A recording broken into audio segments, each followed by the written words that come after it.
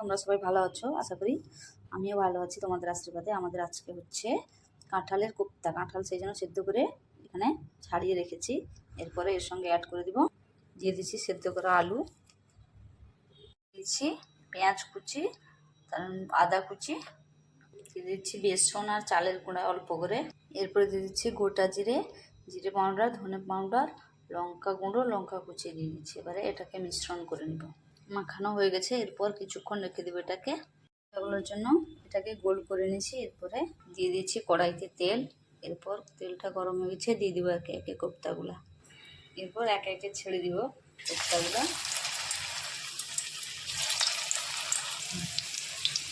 এবারে এটাকে ভেজে নিব।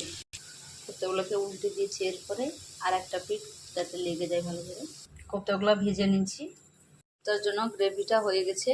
এরপরে একে একে কোপ্তাগুলো ছেড়ে দিই।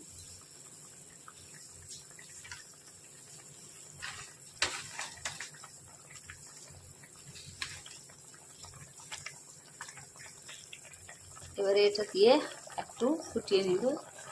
কাঁঠালের কোপ্তা তরকারি আমাদের হয়ে গেছে। কেমন হয়েছে আপনারা বলবেন। আপনারাও বাড়িতে ট্রাই করুন সবাই।